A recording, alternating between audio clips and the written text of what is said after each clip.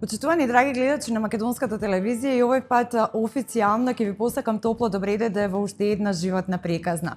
Велата кога го правиш она што ти се допаѓа, тогаш тоа е слобода, а кога го правиш она што го сакаш, дефинитивно тоа е среќа. Јас и овој пат ќе кажам дека сум среќна и привилегирана бидејќи имам гости кои несебично ја откриваат или ни ја раскажуваат својата животна приказна. За кога станува збор во ова издание на животна приказна ќе слушнете од кратката најава, а веднаш потоа се враќаме овде во студио.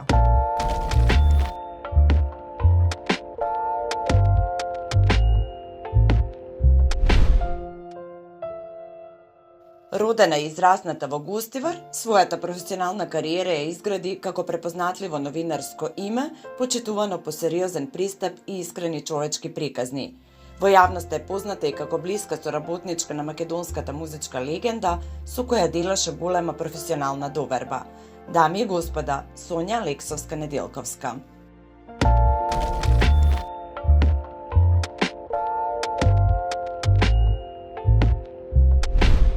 И време да ја поканам мојата драга гостинка Сонја Алексовска-Неделковска во ова издание на животна приказна. Сонја, топло добре дојде од срце и навистина ми е многу драго што си дел.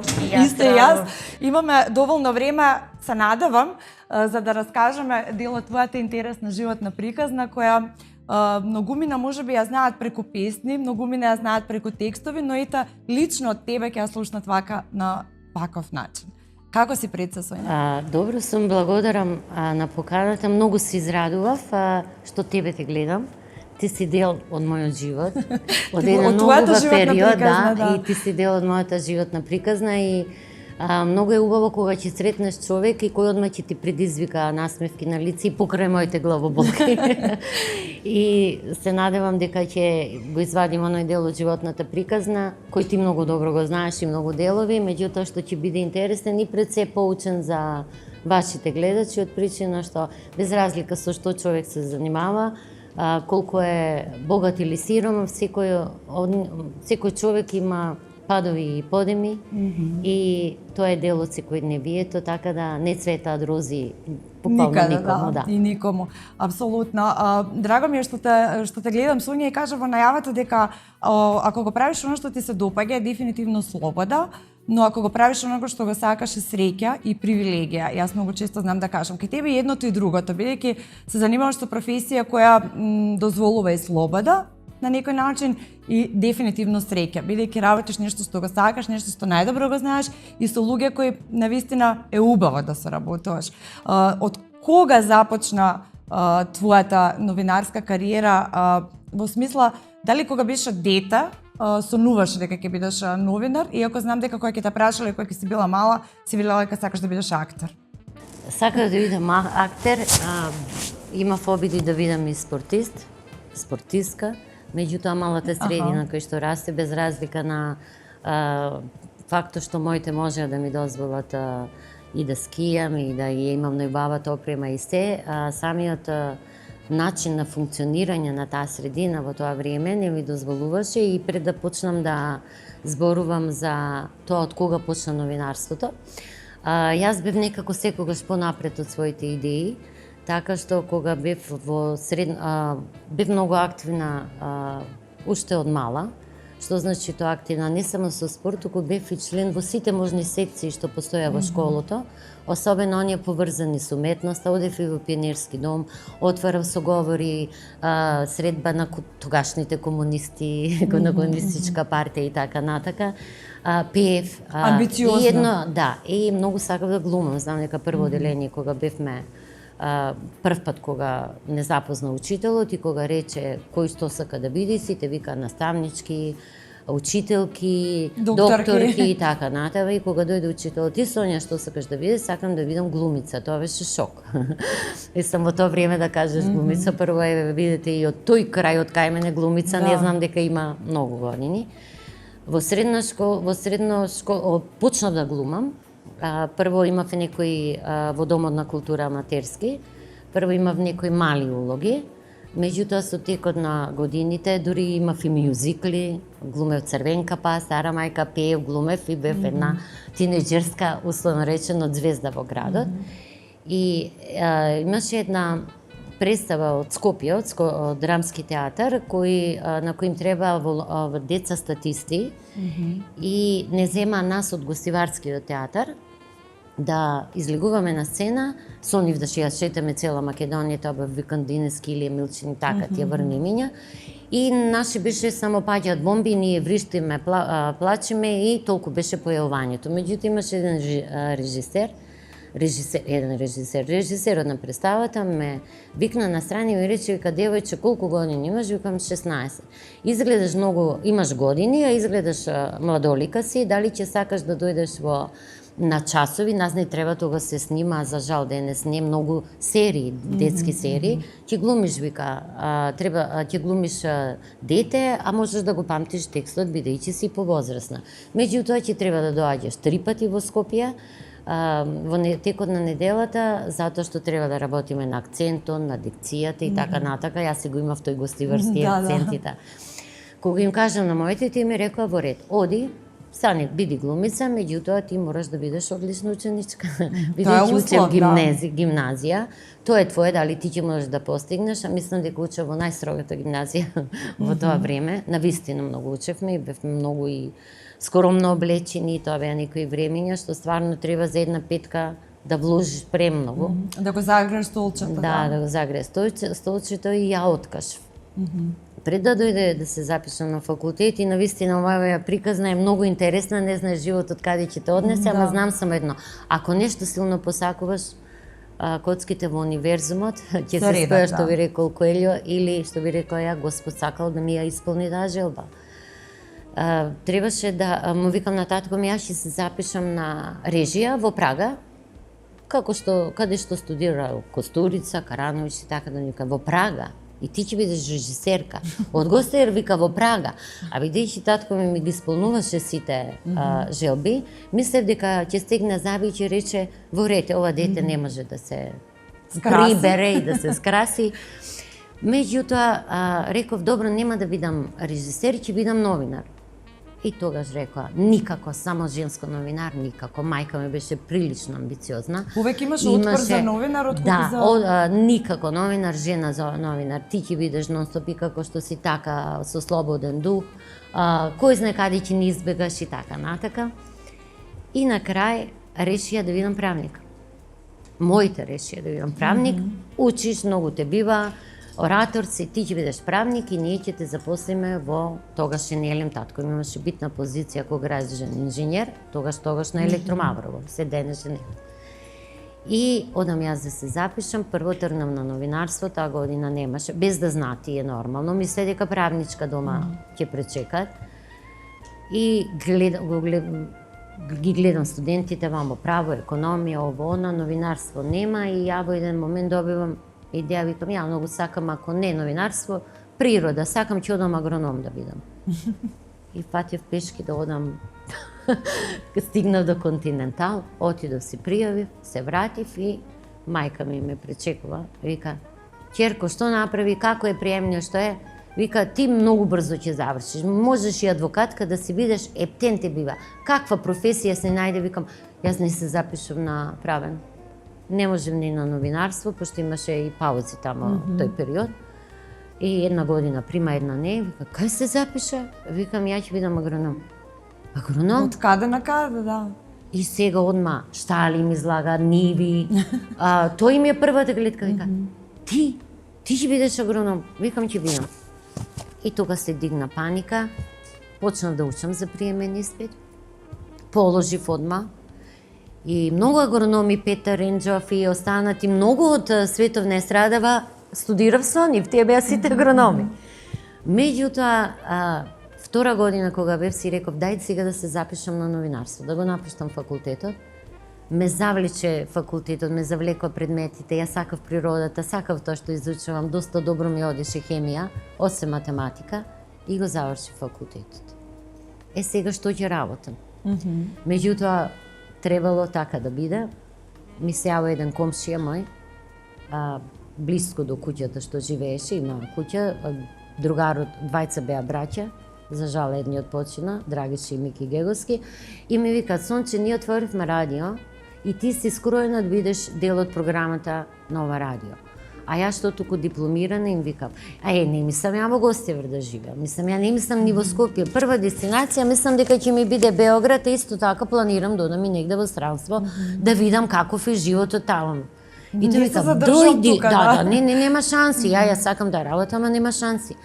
Вика, дојди само да ни прочиташ едно соопштение. Не, викам, нема шанси, меѓутоа дента поминував, на вечер беше усварен, поминував покрај нивното радио и реков, ајде да влезам да им честитам. Другари ми се од детство. Влегувам, ти ми кажат, еве го соопштението, прочитај го, немаме водителка. Таа вечер седнав и утредната ми викна као да им помогнам и јас веќе 3 години не станав. Станав значи, радиото беше првата љубов. Радиото беше мојата прва љубов и постигна голем успех и јас се пронајдов во таа работа, почнав да ги запознавам луѓето од естрада, има многу голема помош давам продукција, кој во тој миг како со граѓани, Да, во тој миг тие го развива својата продуцентска куќа и оние звезди кои можеби вие во Скопје не можевте брзо да дојдете до нив, тие ги носе во Гостивар. Има концерти и се, значи ја почнав да имам контакти со звездите од поранешна Југославија и решив да си дојдам во Скопје и да продолжам да се занимавам со новинарството. Драган Б. Костич покоен ми понуди да работам во неговите 2 весника. Имавме средба, тоа беше за мене многу голема привилегија. Почнав да работам таму и во меѓувреме го запознав маж ми, баш преку таа работа. И така беше едноставно, не стана фактерка, не стана агроном сум само по вокација.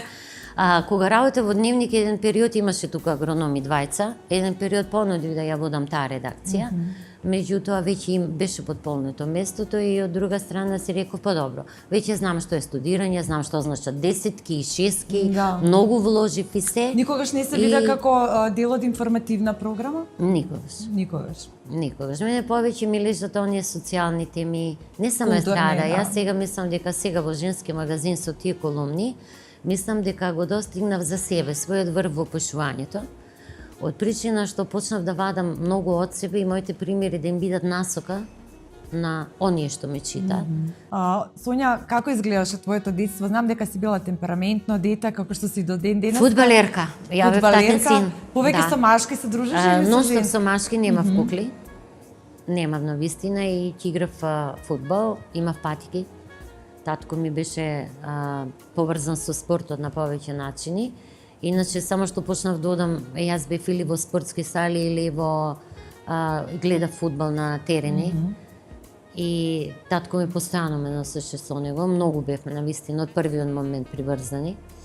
Имав свој клуб со машките, од мало играв со помалата група, ако најголем успех ми беше што од сите ние што бевме помала група, постарите ме зема мене кога требаше да играат фудбал како најдобра со други големи групи од градот Гостивар. Значи ние бевме на вистина, тоа беше Гостивар, прекрасен Гостивар, со сите можности. Ние го имавме еден Томе Серафимовски кој, морам да го спомнам, како директор на Домот на културата, кој исто така Авалон беа продолжија понатамо. Тереза Кестови и Осип Алисез, ние ги имавме на дланка. Ние го имавме Павле Стојановски кој во киното ни ги носеше сите филмови од Пулски фестивал. Ако првата недела беа во Скопје, втората ќе беа во Гостивар. Значи имавме и културно забавен живот. Имавме дискотеки и се. Меѓутоа, моето детство помина на спортските терени. Од 6 години тренирав гимнастика. Бев исклучително талентирана за гимнастика и сега кога ќе се сетам со торбата од 6,5, јас одев со торбата на рама од едниот крај на Гостивар до другиот, во таа спортска сала Партизан, со тие ѕидови со влага и се, уште ми е таа слика, меѓутоа со каков ентузијазам одев, тоа беше нешто неверојатно. Потоа почнав да играм ракомет. Од 5-то деление ме зедоа да играм ракомет, истовремено кошарка во школски. Јас со мојава висина. Освен одбојка. Да, не, играв и одбојка и за тоа имам интересен момент. На ракомет ми ја повреди аркадата. Мајка ми, мислам дека бев се она што мајка ми не сакаше, другите 2 сестри ги исполнуваа сите критериуми, а мајка ми не можеше да свати дека и доаѓа девојчево врзано со крвиште и се тоа поради спорт. Почнав да скијаме, пратија во Бунец, тоа бил исто интересен момент, мајка ми отпусте го кажа, дошле од тоа што тога СИЗА за поработни организации оделе, за грижа на децата од вработените и рекле сега дали имате некои деца што би сакале да скијат и да одиме во Бунец, и мајка ми веднаш рекла јас немам, големата е голема, малата е мала. И еден колега не знам како имаш ти средно, па тој е родено, само игра фудбал, спорт. Мајка ми рекла не, ако тоа дете го пратам, ќе ми дојде испокршено, те молам немој да запишуваш. И ме запишал колегата на мајка ми. Ме пратија тамо, мајка ми со стравови пази дете на ски и јас освоив по 7 дена освоив прво место, Супер G. Дојде, тоа ми беше првиот настап на телевизија, ме снима. Била горди, но имале многу стресови. А тако ми прегорд, а мајка ми постојано стресови. И професорот што ни беше тренер, ми беше од 5-то одделение професор по наставник по физички, ми рече Сонја, ти сега ќе бидеш од јануари кога завршиш скијањето и зимскиот раствор, рече до ноември ти ќе вежбаш во сала после часови да ги зацврстиш нозете, мускули и себе. Сепак бевија ситно девојче и славичко. Значи, јас толку многу вложив љубов во тоа вежбање и паралелно сите тие други спортови, што кога дојде време, татко ми купи сакав скијер, ценолосум, како тогаш на Матеја Свет, ми донесе од Австрија опрема, значи фул горд беше татко ми, што ете ќе стане дете на 10 години. Има 3 ќерки, а јас сум машката сина, да. И добивам ја одговор, веќе наполнив 11 години, и му кажува на татко ми дека не може да ме земат во клубот за скијање, бидејќи нема друго девојче. И татко ми вика, ворете, нека биде единствено мајто. И ти му викате, ама кога ќе одиме по хотели и на надпревари, таа треба да спие сама. И татко ми вика, ворет, нека спие сама. Ако треба, ќе платам и јас соба. Ама вика, така ќе ни биде, не треба ти да плачеш, треба ние да го платиме, ама ќе биде поскапо ако спие сама. И татко ми вика, нека спие со машките. Само детево, како да му кажам дека поради ограничени размислувања, нема да биде скијачка, и купи одпрема и купи се. И не прифатија. Да имаше вика уште, а каде се другите две девојчиња, не знам од икс причини, родителите решиле да не ги пуштат. И тогаш покрај таа убавина, покрај тоа безгрижно детство, покрај тоа што моите навистина има убаво да ни понудат и многу убав живот. Ми се сруши светот. Значи, вие на 11 години сваќате дека се соочувате со една средина немилосрдна. Бевте скромно семејство работничко или? Не. Мајка ми работеше во ЖАС. Мајка ми беше секретарка и така дактилографка и се, меѓутоа татко ми имаше многу убава позиција. Беше градежен инженер во тогаш Елем, беше голем стручњак. Работеше многу приватно. Значи, имавме секогаш, можеби не премногу, ама повеќе од средина. Во тоа време, да, може да ни дозволат секој сезона одивме тогаш во Италија на шопинг. Секогаш одевме на море, на езеро, на планина. Татко ми заработуваше и беа домачинско. Но беа типови кои вложуваа во своите деца, значи не беа скржави. Бевме шетани деца на вистина, татко ми особено беше многу шетан човек со неговата професија, виде многу земји. А твоите сестри останаа во Гостивар? Да, останаа до крај. И моите сестри се таму.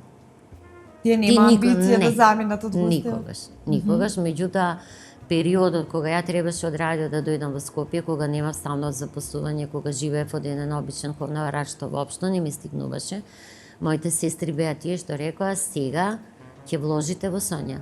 Значи, неколку години моите ми издржава. Јас работев како новинар, но не може да живе. Ми помогна моја братучетка, живеев тука кај неа, мојата сакана Драгица, која за жал ја нема. И тие вложија во мене.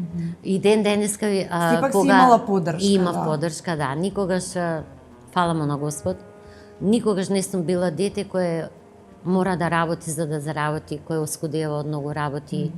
Значи, сум имала доволно за да бидам...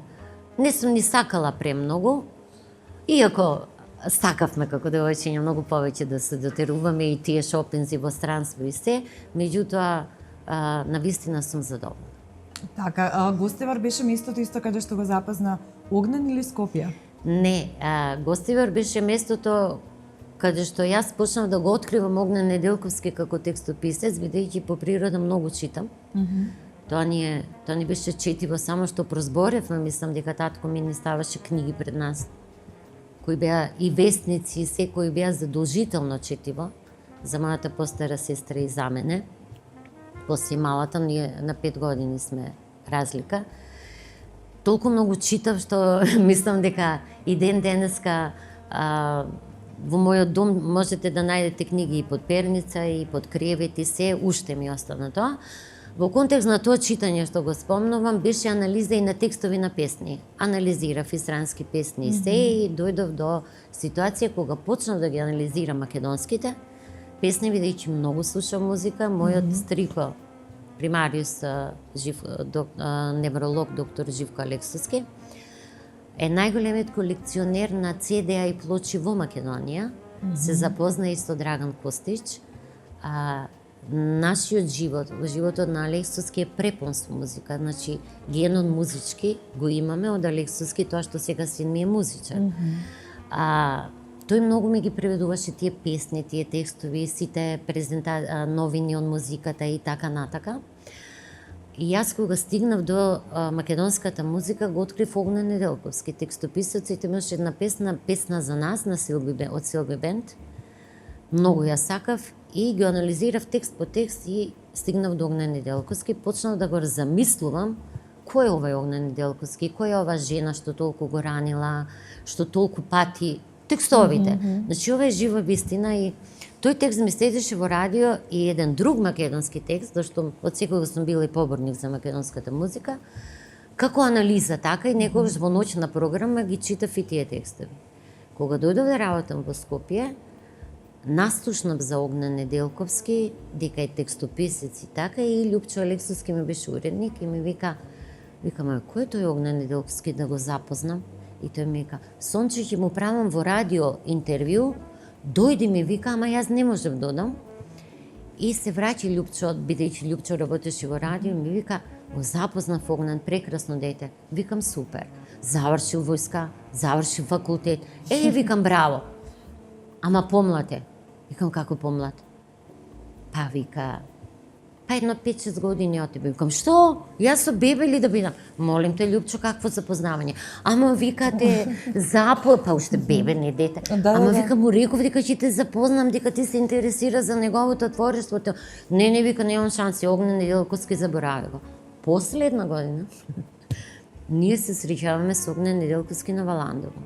И тој како што е крупен, јас случајно од здраво и не знам кој ме запозна, го следев во Валандово, тој има песна. И вика, сум Бобано Златно Ставече, баш тука беше, и вика, тој вика, јас сум Огнен Неделковски. Викам, Огнен Неделковски? А ти си тој, викам, кому ги пишеш тие песни, значи, од прва, кому ги пишеш, викам, тие песни, која жена тебе толку те ранила? Да, како те раниле? И тој мене ми вика, а која си па баш ти, па ја тебе да ти кажам. И ми го врти грбот, ја викам, ама дрско створење, Лиле, а тој пат си помисле во моментот, Лиле, ама дрска, како може во истиот момент, не ме ни познава, ме праша за кого ја патам во животот, и ние се тргнавме на страна. Меѓутоа, тој не знал како залута дојде до новинарите, и јас сега да му се реванширам, ги частам сите новинари, додека го следиме Валандова, не му давам ништо. Викам, овој дрзок што ми се прави фраер па текстописец, нема. А тој вика, колку безобразна се, ова ние си го разменуваме. Но вика, на сите им купа, мене не ми носи пијалок. И вечерта се споивме во Фуктак, почнавме да разговараме и тоа беше една енергија, една хемија, нешто чудо. Знам само дека тој ми рече, дали ќе се враќаш вечерва, реков не. Па вика, јас се враќам, може ли да си размениме телефони, да се видиме. Ние се видовме, после тоа му се јави, тој дојде, почнавме да се гледаме неколку пати и одма почнавме да живееме заедно. Тоа беше нашата... Се така беше на брзина, да. Да, сето тоа беше на брзина, дури и едноставно требало да биде. Да. На колку години се случи тоа? Тоа се случи 96-та година. 96-та, значи сега точно 30 години. 30 години. Кога ќе погледнеме 30 години, значи тоа сакам да кажам, во тој момент мене не ми пречеа ни годините, ни разликата. Тој на Ни ти беше бебе. Не ми беше бебе, гледам сериозен. Гледам дека многу созреан, многу добри размислувања има за некои. После сватив дека нема некои размислувања, многу поинакви од мене, меѓутоа кога ќе тргнеш на заеднички пат, ќе се вклопиш. Никогаш и различностите се привлекуваат. Се привлекуваат. Многу беше интересна таа приказна, навистина, како едноставно судено, како некој одгоре да рекол, еве сте вие двајца, ќе се споите и терајте. Доживеавме многу убави мигови, доживеавме многу лоши мигови, меѓутоа нашето заедништво, нашата борба успеа овие 30 години да ги надмине сите можни кризи што беа. Знаете, кога Да, која е твојата формула за успешен брак? Суња, на некој начин ти си дел од јавниот живот и Огнен. Огнен исклучително голем интелект и она што мене најмногу го почитувам кај него е тој интелект. Многу сакам маж од кој можам да учам. Затоа што колку и да делувам ја вака отворено, дека сум полна себе и така натака, уствари јас од секоја сакав маж интелектуалец, никогаш не му ги гледав парите. Никогаш, никаква кола вози, а и ден денес не ги знам колите. Значи маж од кој ќе можам да учам. Како велат, не испиеш со колата. Да, јас и ден денес учам од мојот супруг. Колку и да сум успешна во својата професија или неуспешна, колку и да знам, тој е мојот столб. Ти значи неговото мислење, да. Неговото мислење ми е најбитно. Имало мигови од почетокот на мојата кариера, кога тој ќе прочитал интервју и кога ќе ми се ќе ми рече, леле, колку грдо интервју, колку сум се смеела, како си можела да направи, значи, и јас никогаш не му се лутев. Затоа што тој работил и како новинар и знам колку неговиот ум знае да прими и да и се.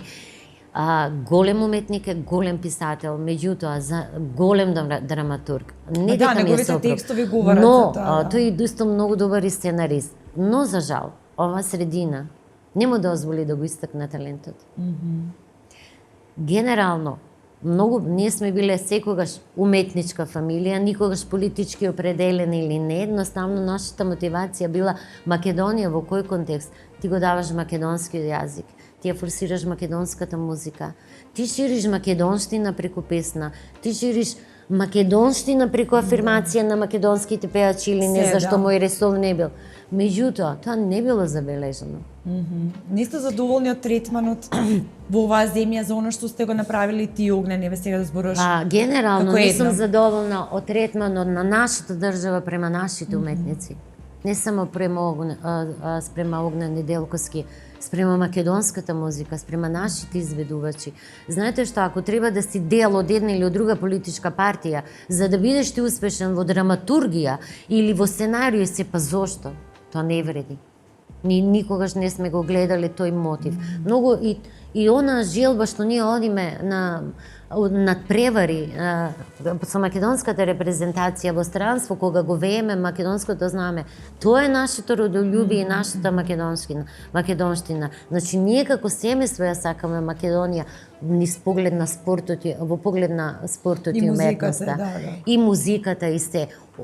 Текстовите на Огнен, текстовите мои, сега дај Боже син ми да создава музика. Ние сме само еден дел од таа македонска музичка приказна, сегашна, мината, дај Боже да бидеме повеќе време идна, како и сите други.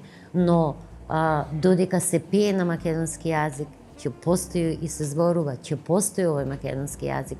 Тоа е она што ние сакаме да го докажеме. И да го негувате, и да го негуваме, тоа, и барем еднаш да биде наградено. Ако не би сакало, но ќе кажам, ние од државата материјално сме биле оштетени. Зошто? Затоа што во тој миг, на таа функција, биле некои на кои не им било битно дека некој вложил пари во нешто, а ти си му го украл без пардон. И не е битно дали е тоа Огнен Неделковски, Сонја, сите како нашто биле, да речеме, изгубиле 2 стана или изгубиле 3 страна, во однос на државата. на тој човек што во моментот бил.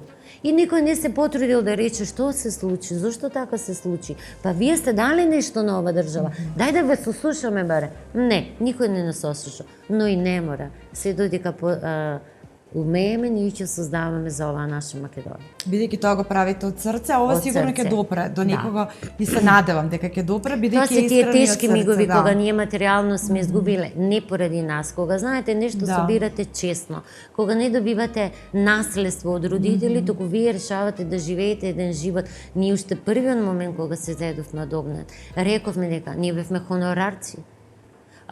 Имавме многу мали примања. Меѓутоа, јас знаев дека ќе успееме, дека ќе имаме и многу високи плати. Се јас никогаш би, ама Огнен е тој што навистина ќе донесе дома за убав живот на нашиот син, да учи приватни школи, да има и професори и Така, се. колку години има сега Филип? 28. Тоа беше нашиот цел, да не зависиме од мама и тато, да зависиме од себе. И кога ти нешто создаваш, некој ти го руши ради некој систем, И нити го почитува трудот. и не ти го почитува трудот, ти си пишувал текст по текст, збор по збор, за да го добиеш тоа што ти го заслужува и одеднаш некој ти го зема и ти вика не постои. И вие двајца продолжите да ја сакате Македонија и продолжите да живеете и живееме и обстанавме во оваа Македонија. И успеавте во тоа. успеавме Но, во оваа Сонја, не е Македонија. секој привилегиран. И сме најголеми амбасадори на Македонија во поглед на музика, најголеми имам некако овие наши звезди, Калиопи и се, но секаде каде што ние одиме, ние зборуваме за Македонија и за работата на Огнен и така натака и така натака. Така, но не е секој привилегиран да има една таква убава песница отпеана од Тоша за тебе, за твоите сонце во твоите руси коси, значи песна која претпоставам дека има посебно место во твојот живот. Има посебно место, Тоша, јас секогаш сум зборувала за него, меѓутоа можеби најпосебното место се изгради тој момент и тогаш е таа ситуација, некој рекол одгоре, вие двајца ќе бидете со Тошо Проески. Тоа беше една таква немаштија, една таква едноставно безпарица. Тоше Проески... Тоа беше 98 година? Да, ние имавме ни бедни хонорари. Тоше Проески дојде од Крушево. Ние немавме едноставно, додека моите има богато си живеа со високи примања и се богосива да речеме, ние не знаевме дали од први до први ќе преживееме. Ама никогаш не побаравме, никогаш не се овде речем, мамо дај ми 100 евра или 100 марки, не. Да. Тоше сиромашен, го гледа со едни панталончиња, излитени, и го гледаш, само ја гледаш неговата желба да пее, не да стане звезда. Доаѓа кај нас едно младо детенце, и тоа беа толку мигови на синергија меѓу нас. Од социјален аспект, од емотивен аспект, од уметнички аспект. Значи, едноставно, Точе беше дете во кое Огнен вложи со текстовите, ја вложив со мојата енергија, со моите совети, иако секогаш имаше гард спрема мене, за разлика спрема Огнен, тој беше уметникот, и ти гледаш како една звезда од почеток расте и кога го се вивна во небото, во поглед стана неголема звезда, нашите контакти не беа многу да доаѓа кај нас или не беа, ама имаше нешто што многу не поврзува. И имаше таа база. Например, секогаш Тоше бил благонаклонет и дома со модела, и на телефон сум добила интервју, и Огнен многу го почитуваше, но кога беше толку многу голема звезда, ние не сакавме, речеме, Тоше, ај сега ние да се видим на кафе. Не го гледавме Тоше како нас. Јас паметам кога требаше да пее на Херцег Нови, фестивалот кога јас се јавив кај еден од менаџерите на Авалон и како за Филип кога би се јавила рекла, ве молам да го дотерате.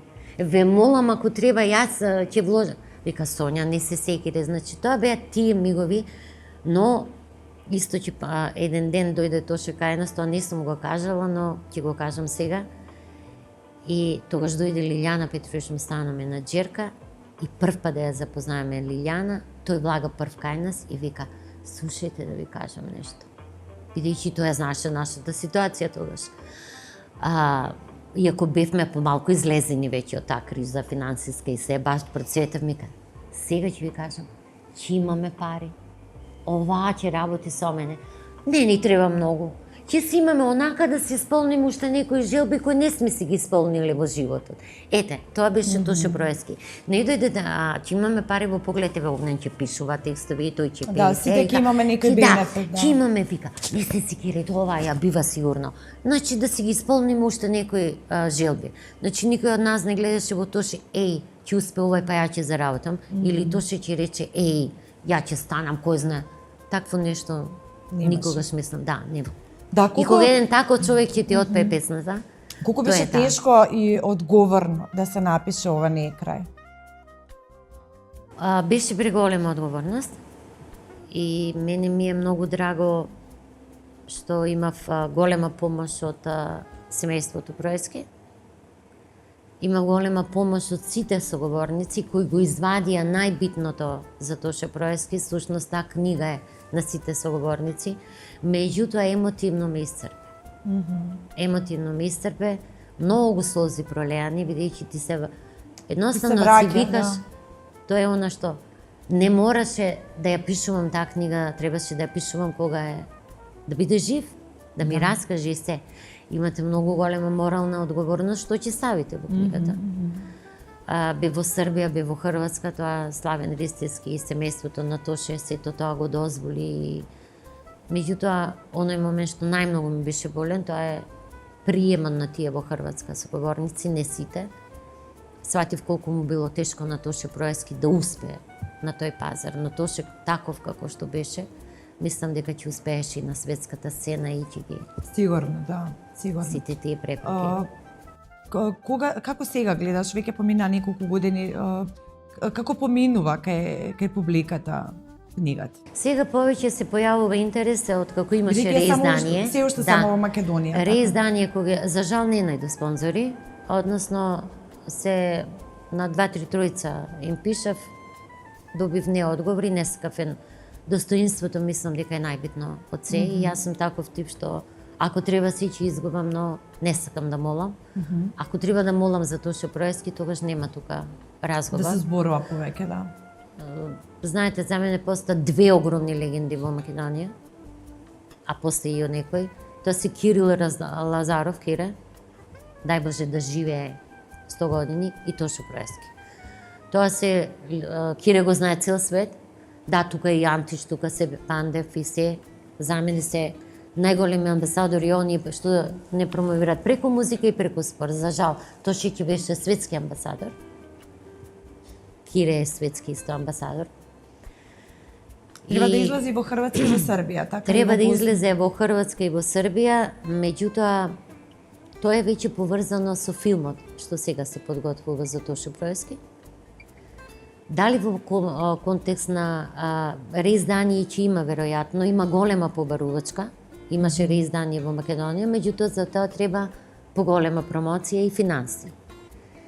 Дали ќе биде во рамките на филмот или не, има некои преговори, меѓутоа за сега уште не можам да кажам, освен да кажам дека сум многу среќна што ќе се снима филм за Тоше Проески. Верувам во македонската радио и телевизија дека како копродуцент, дека како главен носител на проектот тоа ќе го направи максимално добро. Верувам на Ухо продукција и ПЦ дека ќе влезат со сиот ентузијазам и веќе се влезени според моите информации и дека ќе го направат најдоброто за Тоше Проески. Се надевам дека ќе бидам и дел од тој проект, се што им треба, ќе им бидам на располагање за доброто на Тоше Проески, за доброто на Македонија. Така, и секако преку филмот, преку книгата, преку неговата музика, Тоше секогаш ќе живее и не може ни поинаку. Искрено, еве после толку години не може поинаку, исто како да беше вчера. Затоа и те разбирам колку бидејќи заедно поминавме многу. Многу има, сите текстови речиси имаат една приказна наша и лоша и добра во текстовите на Тоше и тој буквално ни отпеа дел од нашиот живот. И честопати му викам на Тоше, Тошка, бе, ако ќе те слушнам да ми ги пееш песните, да ме потсетиш на љубовта со Огнен, иначе викам готово. ќе му речам да си оди, се шегува. И тој, немој Сонја така, како? Се шегувам, нема врска. На вистина, многу има и ден денеска кој ќе ги слушнам, само ќе се насмеам на тие периоди што Тоше Проески ни ги отпеа во песните. Денеска тама насмевка не е таква откако се замина Тоше, ништо нема веќе во тие песни толку убавина, но сепак остана. Една историја никако не беше вештачка, вметната, наметната, сето тоа, таа комуникација, тоа создавање на делото на Тоше Проески од страна, моја страна и од Огнен Неделковски беше искрена, честна и...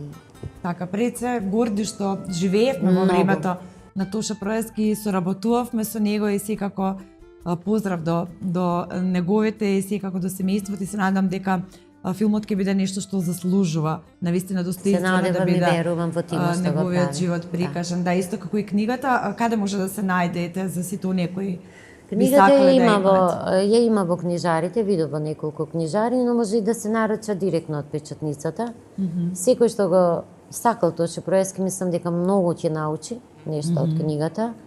А би сакала секој да има во својот дом од едноставна причина. Јас не добивам ништо од тоа, иако ја зборувам за книгата, ако никој мисли материјално, да ги запознае новите генерации кои доаѓаат со една голема легенда. Да, така им го пренесуваме тоа на новите генерации. Им го пренесуваме како што ги пренесуваме сите наши големи уметници или македонци битни од повеќе области, што сметам дека секој семејство треба да има едно такво дело од наш македонец. Тоа е нешто прво што Сонја го имаш напишано, направено дело на кое што си посебно горда. Меѓутоа еве за крај, бидејќи за жал минутите ни поминуваат, имаме уште многу да зборуваме, но да оставиме за некој нареден пат. На што си посебно горда од толку многу текстови, од толку многу интервјуа во твојот живот? Што би издвоила посебно? Книгата сум многу горда и мислам дека ќе бидам горда и на мојот дел што ќе го внесам во филмот ако бидам дел. Горда сум на што верувајте, не сакам да звучи дека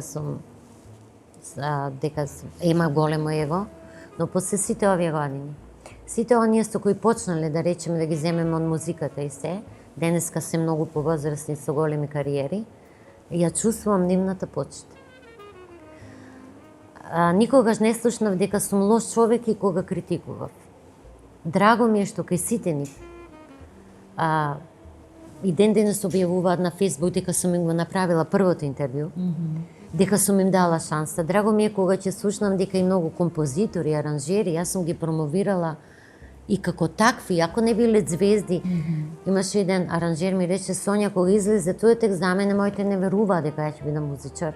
И рекла, како бе, ти си толку квалитетен, што не ја изгубив човечност. И покрај тоа што новинарот може да си дозволи се да напише, јас се потрудив да останам човечна и критиката да ми е соодветна. И да не ја поминаш границата. Да не ја поминувам границата, сепак да постигнам, да покренам некои работи и да ја имам почита од моите соговорници и од сите луѓе со кои сум соработувала. Ја не можам ни луѓето со кои јас не зборувам или нешто сум им сгрешила, мислам дека не можам ни на една рака да ги набрам. Не сум погрешила намерно никому, нити сум навредила. И многу ми е драго што му оставам таков пат на син ми, барем утре прво со својот талент, а после и со тоа што ќе му отварам пат на убава комуникација со луѓето со кои ќе се работува, и да биде горд на своите родители, а со кои јас се работува, барем ќе биде на горд на родителите, кога ќе се представи чив син ќе решат, да, имаш исклучително честни родители. Зборот честно, зборот морал, од секогаш ми бил најбитен и во бракот, и во професијата. И мислам дека го сочував. Така, кога би се вратила 30 години наназад, повторно би го изодела истиот пат? Повторно би го изодела затоа што јас во животот никогаш ништо не добивам на лесен начин. Мене ми е секој ден борба. Јас се будам и нешто се случува, ако не мене на никој друг. И сега сум јас тука што треба да дојдам во комбинација. Дури и на пријател, и на познаник, и некој што прв пат сум го видела. Значи, не само мој живо што е борба, туку едноставно излегувам јас од дома и нешто се случува. Дали е возбуда, дали е убаво, дали не е, тоа сум јас. Таа е таа енергија, таа е таа аура И би го изодела, да јас неколку пати сум му рекла и на сопругот, да можам да бирам. Повторно бите била, и тоа и во најтешките, и во миговите кога сум била повредена од нешто и се, јас секогаш сум викала. И да треба повторно да бирам, да имам уште еден живот, јас повторно ќе тоа одберам тебе. Повторно ќе биде За да ти поради ова за да ти докажам дека ти си тој. И дека ти исто во идните животи нема да се менуваш. Но и јас сум таа. Иако сум таа, сметам дека во тој брак требаше да видам таа што ќе биде 2 чекори поназад, да смирува ситуација. Тоа кога ме праша на што почива вашиот брак, да, на толеранција и на она да поќутиш кога треба, а да го кажеш, а да го кажеш тоа на свој начин. Затоа што јас порано многу бев темпераментна, се дерев, се карав и со професори се, значи сакав тогаш и во моментот да ги решам, бев голем заправден, бунтовна. Со Огнен Неделковски јас заборавив да се нервирам. Да, Огнен е сустава смирен, не е смирен. Огнен е исклучително нервозен, ако е така делува, исклучително со големо его. И тој кога ќе викне, тоа е така. Крај. И ти има ситуација.